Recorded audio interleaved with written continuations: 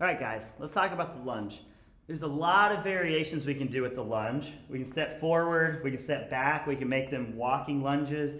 We can hold a barbell in our front rack, on our back rack, we can hold it overhead, we can hold one dumbbell or kettlebell overhead, we could hold it to the side, we could hold two in our hands, so many different variations of the lunge.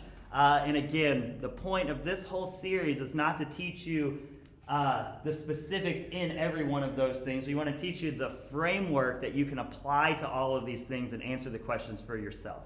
So how does the lunge tie back into posture, squat, push-up, jump? Posture is what we always talk about. Draw your lower abs in, Kegel, squeeze your butt cheeks, nice even weight on your full foot, creating that torque in the hip by twisting out, rib cage down, standing tall, shoulders back, creating that torque there by twisting out. So that's going to be our setup position, and that's going to be how we're bracing the whole time.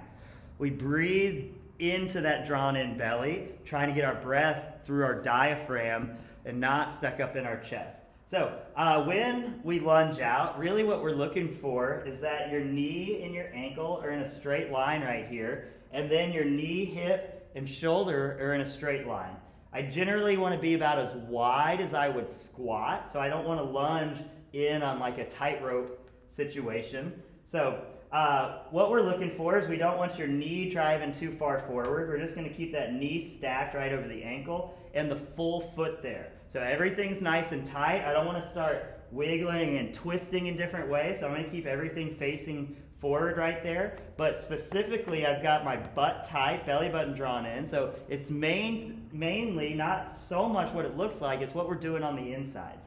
From here, I'm just going to drive through my full foot. We see a lot of people drive through the toe, okay? So I really like to pay attention to make sure my heel stays down as I drive through my full foot to stand back up. And then I'm just going to go to the other side. Same thing, I'm going to drive through my full foot and stand back up. So when we look at what we're doing here, is this position looks very similar to a squat position. So everything we're doing, we're externally rotating, so everything we're doing stays the same.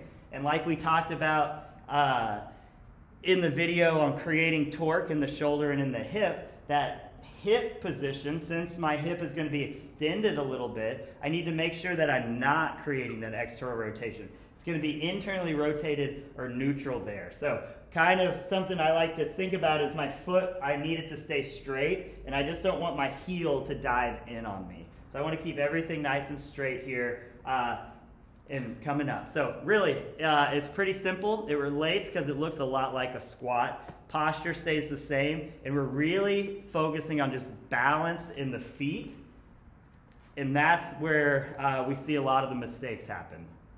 All right, that's the lunge. Play around with a bunch of different variations, and then always tie it back into squat, push-up, jump, and posture. Talk to you guys soon.